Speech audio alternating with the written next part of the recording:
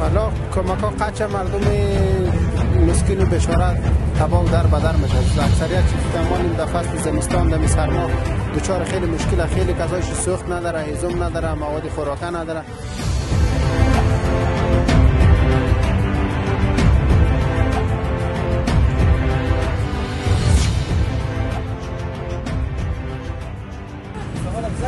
کمک بودیم برای غریبا خوب بود، ولی کاربار نیه.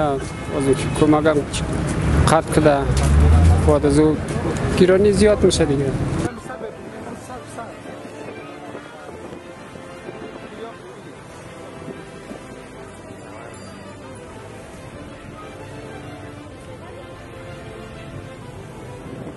سلام کوکو. سلام علیکم. نامتان چیست؟ نام محمد ظفر. چه نظرتان در مورد قطع کمک‌های ترامپ بالای افغانستان چیست و بالا رفتن دلار؟ حالا کمک ها قچه مردم مسکین و بشارت تباه و در بدر میشه. اکثریت تمام این فصل زمستان در سرما دچار خیلی مشکل، خیلی غذایش سوخت نداره، هضم نداره، مواد خوراکه نداره. باید کمک های ادامه پیدا کنه تا اینکه مردم افغانستان هم زندگی خوره بچلند. آها، بسیار خوب. کاربارتان چطور است؟ کاربار نیه دیگه، فعلا کاربار دلار چون بلند رفته دیگه، خرید و فروش نیه، مردم کار نداره، چیزی نمیخره، سودا که نخره دیگه، کار نیه او درسته. آها، بسیار خوب. یعنی نظرتان نیست که وضعیت افغانستان خیلی خراب شده؟ رو در خرابیه دیگه، مال فعلا که دلار بلند رفته دیگه، نرخ قیمت شده، فعلا رو در خرابیه. آها، بسیار تشکر از این طرف. تشکر از شما همچنین. سلام علیکم کاکا. یا خوبین؟ شکر. نامتان چیست؟ نام یاسین. بسیار خوب. نظرتان در مورد چه قطع کمک های ترامپ بالای افغانستان چیه؟ کمک بودیم برای غریبا خوب بود، ولی کاربار نیه. از کمک هم قطع کده، بعد از او گرانی زیاد میشه دیگه. آها، و خواستان از جامعه جهانی چیست؟ که هم یک کمک کنه برای افغانستان، کمک کنه برای غریبا. آها، بسیار خوب، تشکر. کار زندگی خود کراشی دارم دیگه، کرایه خانه هم دارم، گاهی وقت 50 روپا میشه، گاهی وقت نمیشه. یک سه تا 4 تا اشتک دارم، رضا یک کارگرم خود. روزی چند کار میکنید؟ گاهی وقت 50 روپا، گاهی وقت 60 روپا، گاهی وقت 20 روپا، گاهی وقت نه. امروز چند کار کردین؟ امروز 30 روپا کار. 30 روپا کار. بسیار تشکر کاکا. سلامت باشید. نوشته. علیکم سلام. نامتان چیست؟ نام رستم. بسیار خوب رستم جان. نظرتان در مورد قطع کمک های ترامپ بالای افغانستان چیست؟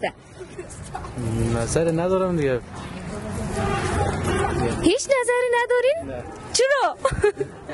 بچه اولی امی اخبار شنیدین، نمیفهمین که چرا؟ کمک های امریکا وقتی قطع شد که امی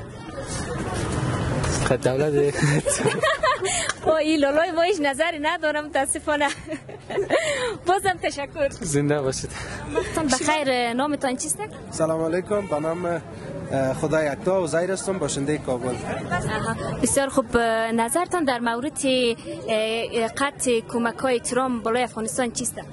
بالا از وقتی که کمک ها قطع شده دیگه دلار هم رفته بالا، وضعیت اقتصادی مردم آمده پایین، مردم دچار مشکلات شدن دیگه.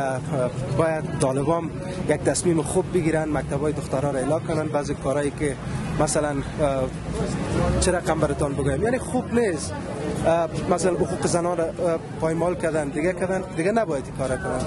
باید یک دوستی، یک ارتباط خوب داشته باشن تا دوباره وطن ما باشه و چی بگویم براتون هم کمک ها همه چیز اوکی میشه انشالله.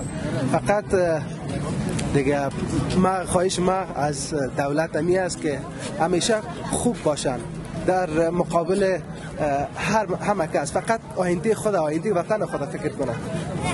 وطن ما در چی حالت است، باید بفهمن حقوق زن، حقوق مرد، همه چیز باید کاملا اوکی کنن دیگه. این رقم خود نمیشه که مثالش یا لج کنن، حقوق زن پایمال کنن و بعضی کارهای دیگه کنن. خب طبعا دیگه بند میکنن وضعیت اقتصادی مردم هم پایین میاد. بله ها، واقعا نظراتتان بسیار خوب و عالی بودند. بسیار تشکر. قربانتان، تشکر.